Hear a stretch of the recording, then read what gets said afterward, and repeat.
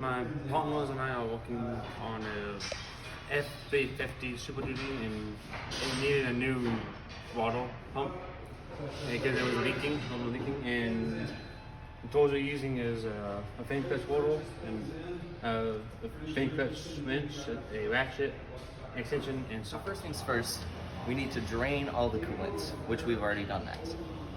Next, we have to take off this overflow tank, which is connected by 3 bolts and a hose. So once we get that tank out, fan, which we have it laying right here.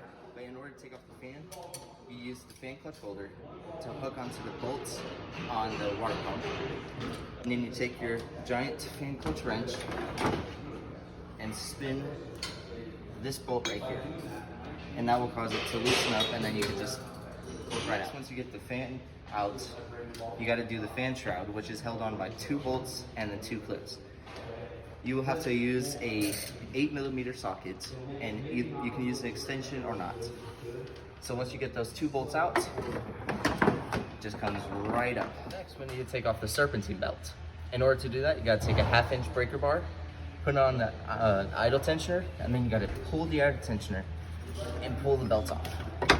So after taking off the serpentine belt, we remove the 3 hoses that connect to the water pump, the 2 sensors, and take off the 10mm bolts.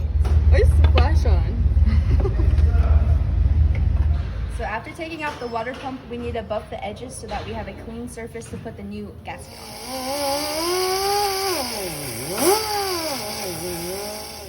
After cleaning the surface for a new gasket, you put the gasket in the pump, and then you bolt the pump back up. we got the new water pump in. Now you need to put the stuff on the old one back on the new one. So after we put all the old stuff on, we need to put the belt on. In order to get the belt on, you need to have the 1/2-inch drive right here on the alternate or the idle tensioner.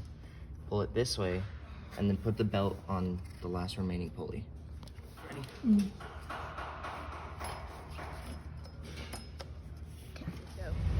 So next, we need to put on the fan and the fan shroud at the same time in order for it to actually fit. When putting this fan on, we actually got help from our instructor.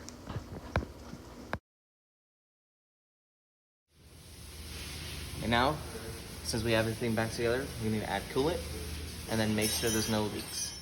Okay, so after putting everything back together, we have to refill it up with coolant.